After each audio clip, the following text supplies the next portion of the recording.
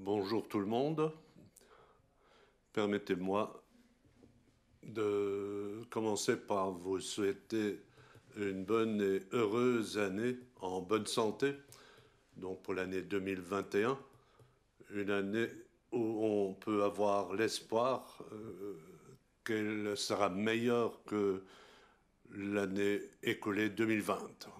Mais en 2021, nous le savons tous, le virus n'a pas disparu, il est toujours parmi nous. La situation générale est tendue, nous le savons tous.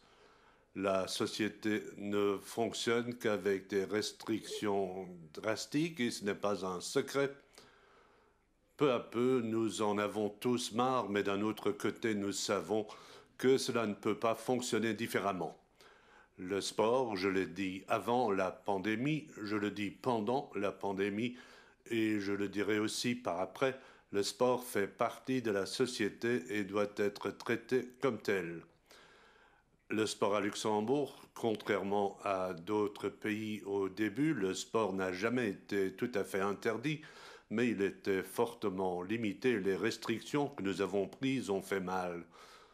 On fait mal au niveau des clubs et aussi au niveau des fédérations, de même qu'au niveau de ce que le sport représente en tant qu'activité commerciale.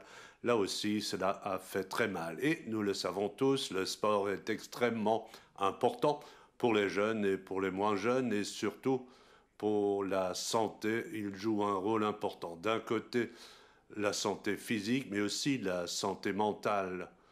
Donc le bien-être en général est en jeu, nous le savons, et ce n'est pas un hasard si le Premier ministre et la ministre de la Santé, lors de leur dernière conférence de presse, ont insisté pour dire que les nombreuses restrictions que nous avons eues pendant des mois montrent peu à peu que toute une série de problèmes mentaux peuvent y être liés. Donc oui, comme le président du CESL l'a exprimé, le sport peut être une partie de la solution. Et donc, c'est très important que le sport, dans cette loi Covid qui est envisagée et dont on peut estimer qu'elle sera encore votée cette semaine, donc c'est très important que le sport ait son propre chapitre dans cette loi. Cela correspond à son importance au niveau de la société et au niveau de la vie sociétale en général. Nous le savons, dans une loi, nous ne pouvons pas régler tous les détails en raison de la multitude des disciplines sportives qui sont exercées à Luxembourg. Donc nous ne pouvons pas tout régler dans le détail, mais nous essayons d'établir des règles claires, des règles d'ordre général qui sont compréhensibles par tout le monde et qui peuvent donc être appliquées d'une manière relativement simple. Et évidemment, pour la transposition concrète, nous avons besoin de la coopération des fédérations. J'ai parlé de la multitude des disciplines sportives. Cela fait que nous avons beaucoup de contacts avec de nombreuses fédérations pour voir si, si nous pouvons leur donner les bonnes réponses. Sans eux, ce n'était pas possible par le passé et ça n'ira pas sans eux à l'avenir. J'ai eu des entretiens avec le président du COSL et aussi avec une série de présidents, surtout des grandes disciplines sportives qui fonctionnent par équipe. Nous savons qu'à ce niveau, il y a encore plus de problèmes que pour les disciplines individuelles. Ceci étant dû au fait qu'il y a plus de personnes qui se rassemblent.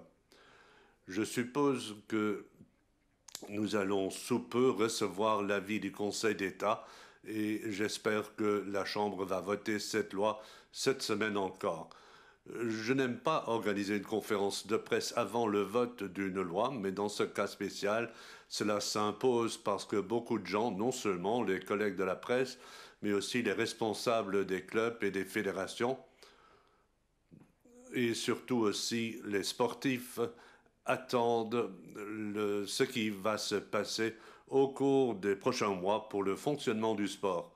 Et avant d'entrer dans le détail de ce qui figure dans la loi, je voudrais donner un message très clair. Comme je l'ai dit, en accord avec le président du CESL, Le sport peut être une partie de la solution, mais nous savons aussi que le sport peut aussi être une partie du problème. Et pour cela, je lance un appel à tous les responsables des clubs, à tous les responsables des fédérations, à tous les sportifs, de tout faire pour montrer une grande discipline, pour respecter les gestes barrières dans la mesure du possible et surtout avant et après le sport, de tout faire pour que nous ne laissions aucune chance au virus et pour que nous puissions imposer une défaite au virus. Cela ne pourra fonctionner que si on fait bloc et si on se soumet à une certaine discipline et si on essaye d'être responsables les uns par rapport aux autres. On sait que je suis tout sauf un ami de mesures restrictives, mais on m'a posé la question à la commission de la Chambre et pour cela, je voudrais répondre ici clairement par le fait que ces règles sont inscrites dans la loi, les règles que je vais présenter. Donc, il est évident que pour le non-respect de ces règles, il y a aussi des sanctions qui sont prévues et qui figurent dans la loi. Maintenant, pour ce qui est des nouvelles dispositions pour le sport, je voudrais commencer par dire que une personne seule ou à deux, là on pourra faire du sport sans restriction, aussi sans l'obligation du port de masque et sans l'obligation de la distanciation physique des 2 mètres. Cela vaut pour le sport organisé et cela vaut aussi pour le sport loisir et cela vaut pour le sport en salle et aussi pour le sport à l'extérieur. En règle générale, et cela vaut pour tous les cas où on fait du sport, donc les sportifs n'ont pas l'obligation de porter un masque. Et à l'avenir, 10 personnes pourront faire du sport en commun, toutefois à condition de respecter la distanciation des 2 mètres les uns par rapport aux autres. Cela aussi vaut pour le sport organisé et pour le sport loisir et cela s'applique pour le sport en salle et à l'extérieur. Évidemment, cela veut dire aussi que les infrastructures sportives pourront de nouveau ouvrir à condition toutefois que le propriétaire le veuille. Le propriétaire est, dans la plupart des cas, du moins pour ce qui est du sport organisé, bon, le responsable, le patron, ce sont les communes. Et comme dans le commerce, dans le domaine des infrastructures sportives, il y aura des délimitations ou des exigences minimales pour le nombre des mètres carrés. Le minimum pour un sportif qui fait du sport seul dans une infrastructure correspond à 15 mètres carrés. À partir de 2 sportifs, 25 mètres carrés par personne, donc un minimum de 50 mètres carrés. Et à partir de 3 sportifs et jusqu'à 10, parce que nous avons dit qu'un maximum de 10 sportifs sera autorisé, donc on va exiger 30 mètres carrés par sportif. Donc pour 3 sportifs, ce serait 90 mètres carrés, pour 4, 120, pour 5, 150, et jusqu'à un maximum de 300 mètres carrés pour 10 sportifs. Nous le savons, ce sont des dispositions plus strictes que celles qui sont appliquées pour la société en général, mais cela se justifie parce que d'un côté, nous ne sommes pas obligés de porter un masque et cela se justifie parce que nous savons que dans l'effort physique, on respire davantage et plus d'aérosols sont libérés et donc le risque de contamination augmente. Je vais tout de suite ouvrir une parenthèse pour répondre à une série de questions.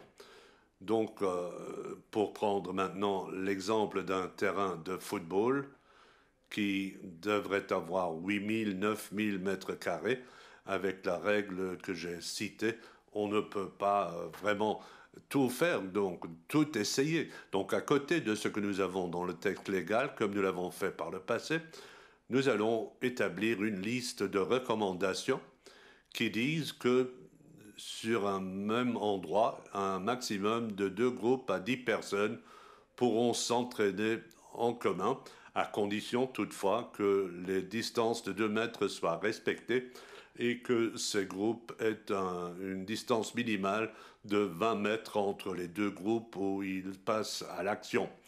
La question a aussi été déjà posée, cela vaut aussi pour l'athlétisme. D'un côté, on pourra s'entraîner pour faire du sprint, d'un autre côté du terrain, un autre groupe pourra exercer une autre activité, par exemple les obstacles ou le saut en longueur ou le saut en hauteur. Et dans les salles sportives, vous savez que nous avons de nombreuses salles qu'on peut diviser en trois avec un rideau fixe et c'est important. Donc une séparation avec un rideau fixe, là on pourra à 3 fois avoir des groupes actifs parallèlement. À partir de 20 000 mètres carrés, et de nouveau c'est une recommandation, je pense surtout au terrain de golf par exemple, là on pourra avoir 4 groupes de 10 personnes qui pourront être actives, toujours à condition que les 2 mètres de distance soient respectés. Donc je lance un appel à côté de ce que nous avons comme règle dans la loi et à côté des recommandations que le ministère au sport a publiées et que nous pourrons encore discuter plus dans le détail avec les différentes fédérations, là aussi ces règles devront, ou ces recommandations devront être respectées pour permettre que le sport devienne de nouveau possible avec les restrictions que j'ai citées. Il ne s'agit pas de vraiment essayer de tout faire ce qui est possible et il importe surtout de ne pas concentrer de grandes masses en un même endroit. Cela nous causerait plus de problèmes que par le passé. Pour ce qui est des piscines, on a aussi dit dans le texte légal que les piscines pourront réouvrir à condition que le propriétaire le veuille. Mais si les piscines sont ouvertes, il faut les diviser en couloirs et dans un bassin de 50 mètres, on doit avoir un maximum de 6 personnes dans un couloir et dans un bassin de 25 mètres, 3 personnes. L'accès aux vestiaires et aux douches est aussi réglé clairement et je voudrais dire que les dispositions pour les vestiaires et les douches s'appliquent pour toutes les disciplines sportives sans exception et pour tous les sportifs sans exception. Un maximum clair est prévu pour 10 personnes par vestiaire avec port du masque obligatoire ou un minimum de 2 mètres de distance. Dans les douches collectives, il faut aussi respecter un maximum de 10 personnes, mais il est clair qu'avec un masque, on ne va pas sous la douche. Par contre, on devra respecter une distance d'au moins 2 mètres. Cela aussi est indiqué clairement dans la loi. Il est important de dire que le sport par équipe a connu de grandes restrictions et surtout pour les jeunes, nous avons vu qu'ils n'ont plus pu exercer leur sport comme par le passé. Et pour cette raison, j'ai pris la liberté de mener toute une série de discussions avec les responsables des clubs et des fédérations et aussi avec le président du COSL. Nous avons essayé de regrouper toutes les expériences qui ont été faites pour en arriver à des règles claires et concrètes qui ne pourront pas donner satisfaction à tout le monde, je le sais, mais qui vont rendre possible ce que nous voulons tous, à savoir garantir que le sport puisse survivre à cette pandémie et pour qu'il soit possible de faire du sport même dans des conditions restrictives. Maintenant, nous sommes aussi orientés à ce qui se passe dans les pays voisins. D'un côté, évidemment, pour des raisons sanitaires, qu'est-ce qu'on peut faire? Qu'est-ce qui peut être autorisé? Qu'est-ce qui va trop loin? D'un autre côté aussi, avec le sport, que nos sportifs n'accumulent pas trop de retard au niveau international. Et pour cette raison, nous nous sommes mis d'accord sur différentes dispositions qui sont reconnues par tout le monde. Toutes les règles que j'ai citées ne comptent pas pour une série d'exceptions. Et parmi ces exceptions figurent tout les sportifs d'élite du COSL des différents cadres. Donc, évidemment, il y a le cadre d'élite, mais aussi le cadre de promotion. Tous ceux qui figurent dans un cadre du CESL ne doivent pas respecter les règles que j'ai citées. Cela vaut aussi pour les sportifs professionnels de tous les cadres nationaux, de toutes les fédérations, des plus jeunes jusqu'au cadre A. Cela ne s'applique pas pour les élèves du lycée sportif et les élèves des centres de formation, ni pour les équipes seniors des divisions supérieures des différentes disciplines sportives. Cela vaut évidemment pour les femmes et pour les hommes, et cela vaut pour toutes les catégories que j'ai citées qui peuvent s'entraîner sans restriction ou exercer des compétitions. Je l'ai déjà dit, les règles de vestiaire et des douches s'appliquent aussi pour ces personnes-ci. Donc, je voulais encore une fois répéter que nous savons que les sportifs ont une fonction exemplaire et après l'effort physique, toutes les restrictions s'appliquent, toutes les règles s'appliquent et doivent être respectées qui sont entre-temps connues depuis la distanciation corporelle jusqu'au port du masque, jusqu'à se laver les mains. Donc c'est un appel que nous puissions après l'effort physique, de nouveau nous protéger nous-mêmes mais aussi les autres. Beaucoup de choses redeviennent possibles, nous le savons, mais cela ne veut pas dire que l'on doit vraiment aller jusqu'au bout.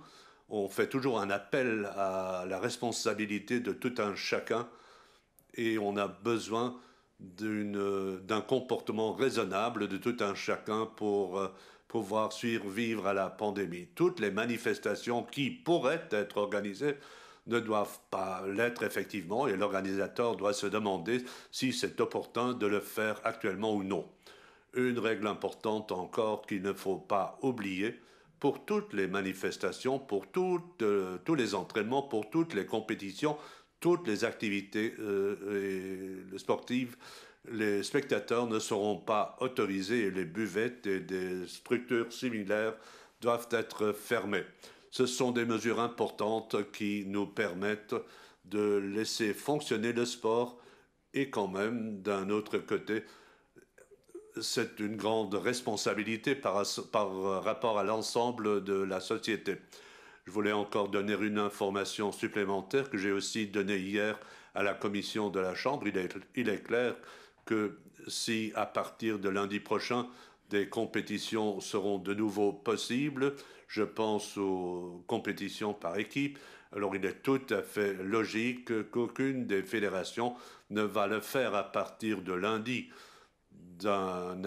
Vu sous un aspect sanitaire, ce ne serait pas responsable. Évidemment, il faut donner aux sportifs la possibilité de se préparer aux compétitions futures avec des entraînements. D'après mes informations, les premiers matchs dans les disciplines sportives par équipe se dérouleraient fin janvier. Ce serait le handball qui a encore des matchs en retard à disputer, puis le football suivrait. Et il a déjà annoncé dans un communiqué les 6 et 7 février, et les présidents du volleyball et du basketball m'ont dit qu'ils envisagent de commencer avec la compétition fin février. Et nous nous sommes promis, notamment les 4 fédérations dont je viens de parler, que nous allons suivre de près toutes les compétitions qui vont recommencer avec une action où tous les sportifs pourraient faire des tests rapides, donc en basket, football, handball et volleyball, avec le COSL, avec le ministère des Sports et aussi avec le LIH, qui veut faire une étude scientifique. Nous voulons garantir que tous les sportifs qui participent à une compétition dans une discipline par équipe pourrait être testé par un test rapide, évidemment. Ce n'est pas aussi simple que cela paraît. Il faudra que toute une série de conditions soient remplies. Les fédérations se sont déclarées prêtes. Bon, personne ne peut être obligé à faire un test rapide, mais les fédérations estiment que ceux qui refusent de faire un test rapide pourraient être exclus de la compétition, aussi par respect pour les autres sportifs qui vont effectuer ce geste. Et je voudrais préciser aussi que si un test rapide est fait, à Luxembourg, c'est toujours un acte médical, donc tout le monde ne peut pas le faire. Donc il faut que ce soit un personnel médical formé. Cela pourrait être un kinésithérapeute, mais aussi un infirmier. Les détails seront fournis dès que le concept sera prêt. Je suppose que ce sera le cas à la mi-janvier. Et alors, je vais présenter cette action à la presse avec tous les impliqués, d'un côté le COSL, le LIH et aussi les fédérations qui seront directement concernées. Je ne voudrais pas dire que le ministère des Sports, avec l'aide d'autres instances nationales, va, va mettre à disposition 50 000 tests pour le sport luxembourgeois, donc je peux l'affirmer. Ceci étant dit, je vous remercie de votre attention. Encore une fois, les dispositions que nous venons de présenter s'appliquent jusqu'au 31 janvier et je suis évidemment prêt à répondre à vos questions dans la mesure du possible. Je vous dirai tout ce que je sais, mais je connais les collègues de la presse sportive. Pour l'instant, on n'a pas de réponse à toutes les questions, mais je vais faire de mon mieux. Merci beaucoup.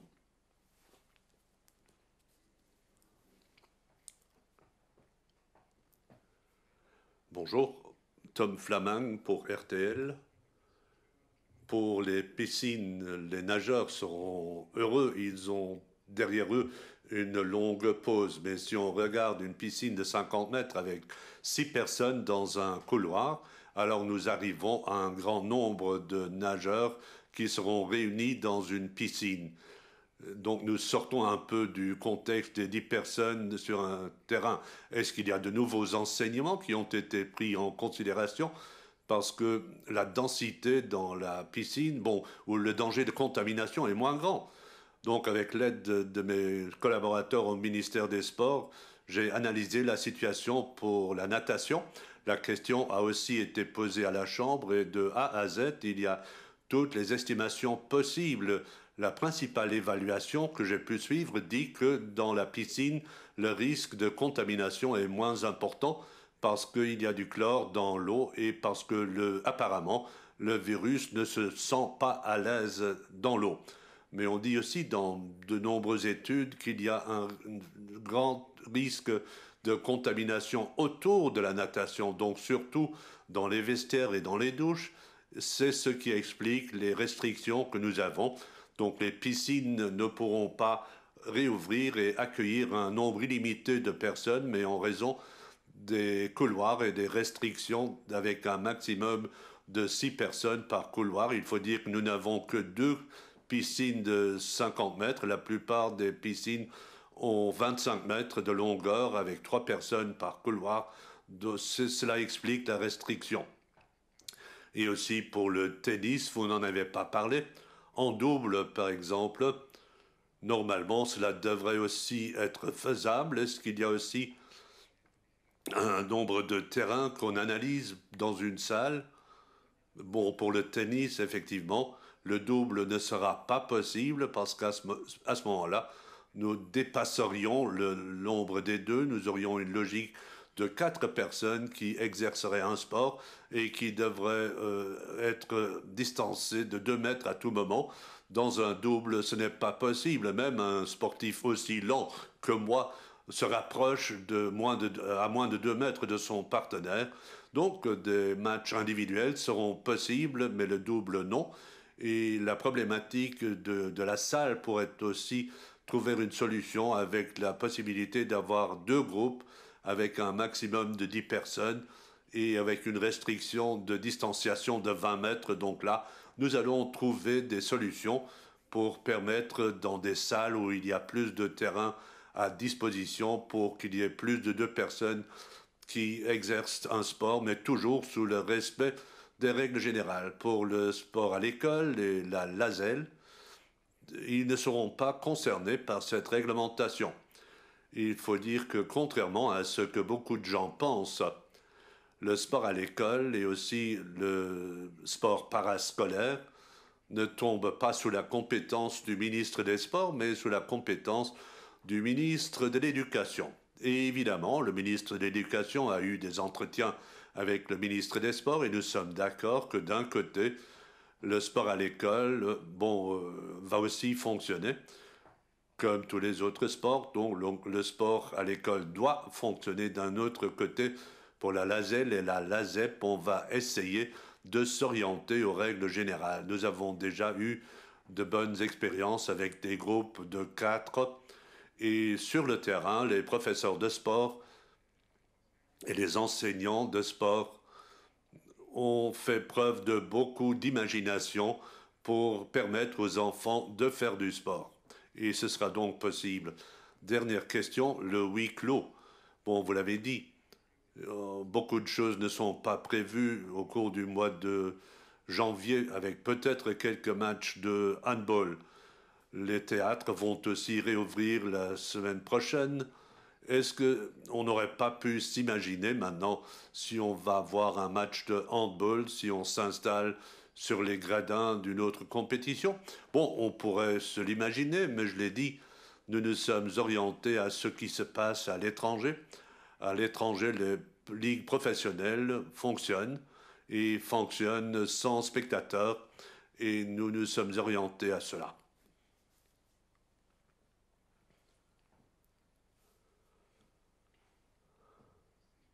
Serge Kessler, 100,7.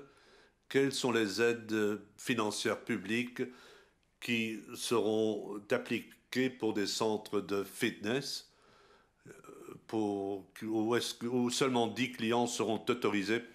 C'est une question que vous ne devez pas poser au ministre des Sports parce que contrairement à ce que beaucoup de gens pensent, les centres de fitness ne tombent pas sous la compétence du ministre des Sports, mais sous la compétence du ministre de l'Économie ou des classes moyennes. Mais je peux vous dire que si des restrictions sont imposées en raison de décisions administratives, je le dis avec ma casquette de ministre du Travail, alors il est clair que ces personnes pourront profiter du chômage partiel et j'estime que s'il y a des pertes économiques qui rentrent dans les parages qui s'appliquent pour les lois en général, alors évidemment ils pourront aussi en profiter.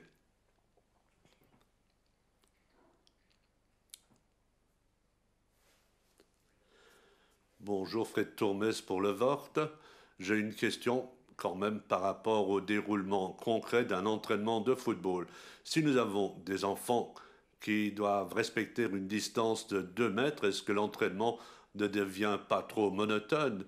Surtout parce que dans le domaine des jeunes, on ne doit pas avoir des entraînements trop physiques. Vous avez dit que vous avez un accord avec les présidents des fédérations sportives. Est-ce qu'on a aussi par exemple, discuté avec Paul Philippe qui aurait pu dire qu'en pratique, c'est difficile à réaliser.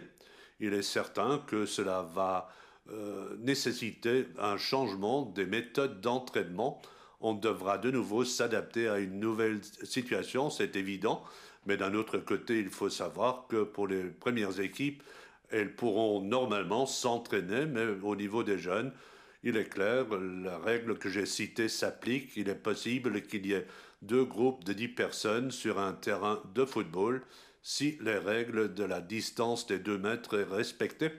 Cela fait que les entraînements devront faire preuve d'une certaine imagination pour pouvoir organiser un entraînement amusant.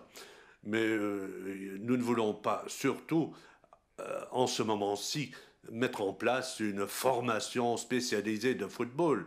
Ce qui nous importe, c'est une activité sportive pour les enfants, pour leur permettre de sortir de chez eux et de se libérer de la pression qu'ils ressentent. C'est notre objectif, tout en sachant que cela va entraîner des désavantages par rapport à une situation normale. Est-ce que pour la discipline des enfants dans les bus scolaires, ils sont côté à côté et à l'entraînement, ils doivent respecter des distances de 2 mètres, même dans des ateliers. Est-ce que c'est réalisable à vos yeux? Bon, je n'ai pas d'enseignement direct, Ce que je sais, c'est que dans les clubs, les enfants sont heureux de pouvoir se revoir et de pouvoir avoir une activité. C'était l'objectif de cette action et je pense que tout le monde apprécie cela.